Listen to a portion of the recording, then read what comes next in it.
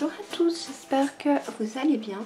Je vous retrouve aujourd'hui pour un après shampoing qui va être plutôt pour les cheveux secs, les cheveux abîmés. Je vais en faire pour un contenant de 400 ml. Pour moi, je fais toujours des grosses quantités d'après shampoing. Par contre, si vous voulez faire des plus petites quantités, pour un de 100 ml, vous divisez par 2. Et pour du 100 ml, vous divisez par 4. Voilà, alors pour commencer, je vais mettre 18,2 g de beurre de mangue. Je vais rajouter 15 g de beurre de cupuaçu qui est en train de fondre dans un peu d'eau chaude puisqu'il était dans mon frigo. Il est très dur, donc je le laisse un petit peu se réchauffer. Je vais rajouter 30 g d'huile. J'ai un fond d'huile de marula. Je vais finir cette huile et je mettrai le reste en huile d'Abyssinie. L'huile de marula est régénérante et protectrice. Et l'huile d'Abyssinie est nourrissante et protectrice. Si vous ne les avez pas, vous pouvez très bien en mettre une autre. Il n'y a aucun souci. Il faut simplement 30 g d'huile. Je vais rajouter 268 g d'eau. 13,2 g de conditionneur émulsifié, 26,7 g de BDMS qui est également conditionneur, 6,66 g d'alcool cétylique qui est épaississant et émollient, 4 g d'acide stéarique qui est émulsifiant et épaississant.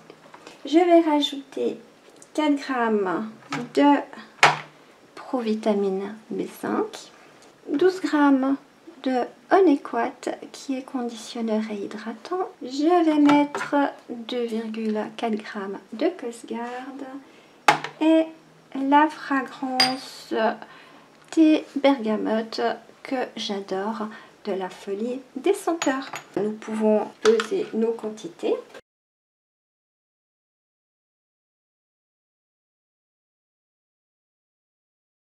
Pour commencer, je vais mettre 18,2 g de beurre de mangue.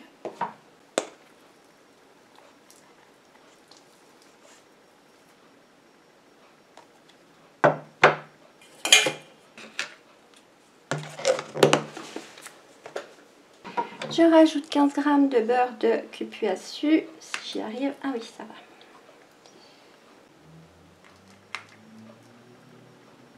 Je vais mettre mes deux huiles. Il m'en faut 30 g. L'huile de marula, j'en ai 15 g environ. Ouais, 16 g. Ça va faire plus ou moins la moitié de chaque.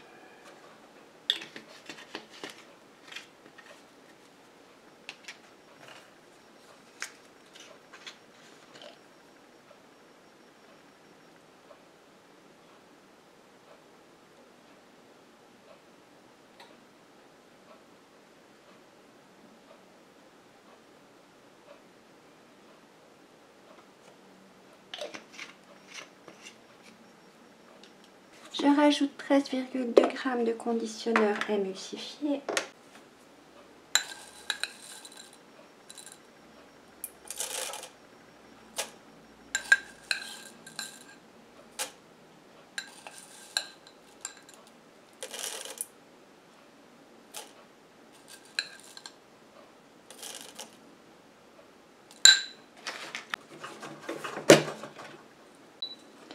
« 26,7 g de BTMS.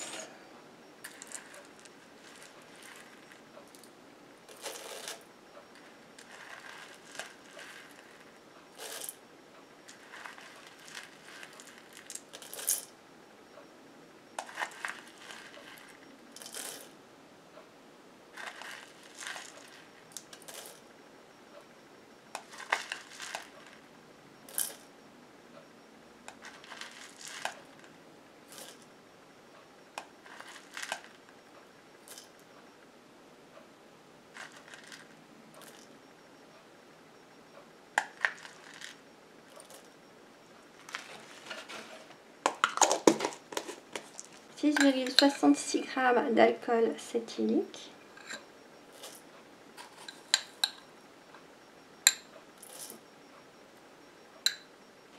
« 4 g d'acide stéarique.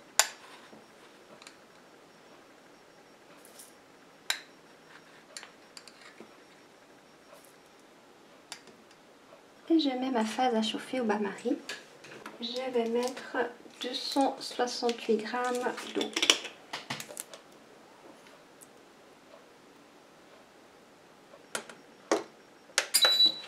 J'ai changé de récipient parce que le mien n'était pas assez grand. Et je mets également la phase aqueuse à chauffer au bain-marie et je vous retrouve pour la suite de la recette. Mes deux phases ont fondu. Je prends ma phase aqueuse que je viens ajouter à ma phase huileuse. Et je mélange sans arrêt.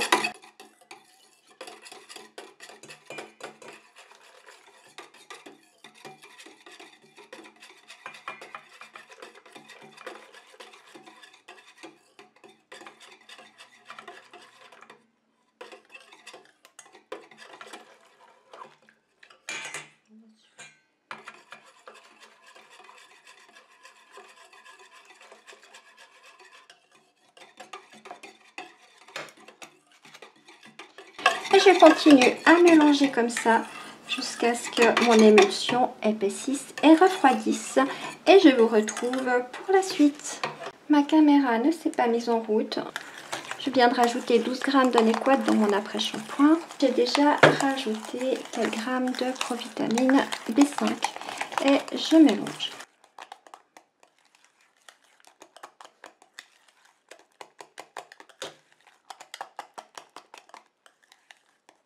Donc ça me donne une texture assez épaisse.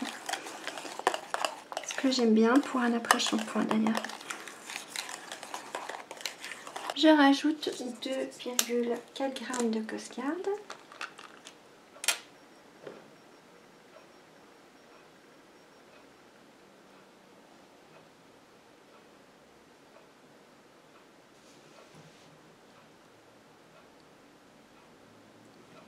Je mélange.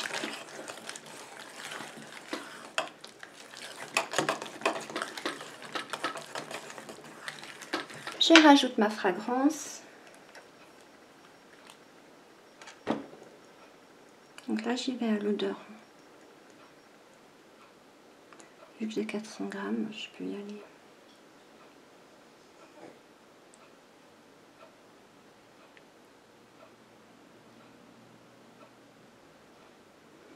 Bon non, en fait, j'ai fini ma bouteille.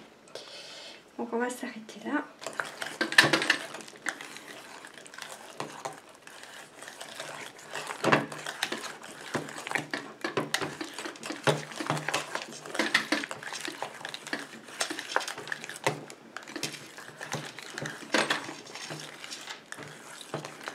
Je vais encore prendre le pH.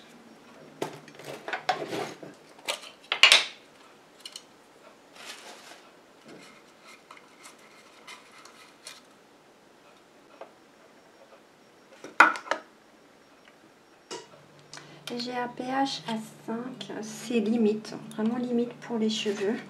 On devrait avoir un pH dans les 4,5. Je vais quand même mettre un petit peu d'acide lactique, je trouve quand même le pH un peu haut. Je vais déjà commencer avec 20 gouttes, on verra.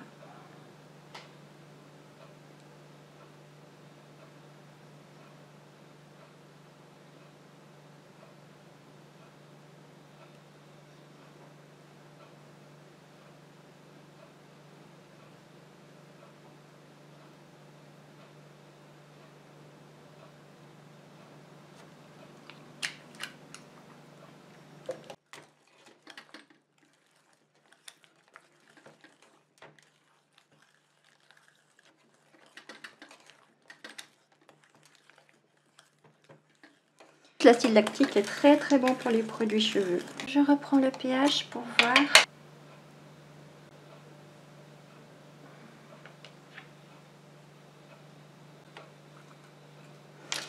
C'est descendu, mais pas assez. Je vais en rajouter. Je vais en remettre 20 gouttes.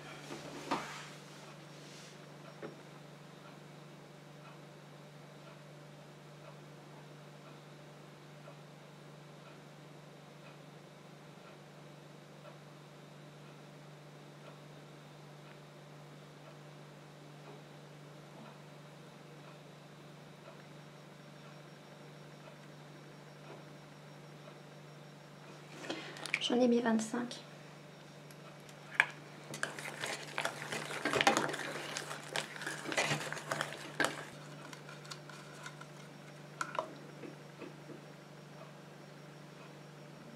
Bon là c'est mieux, on est à 4,5, donc je laisse comme ça.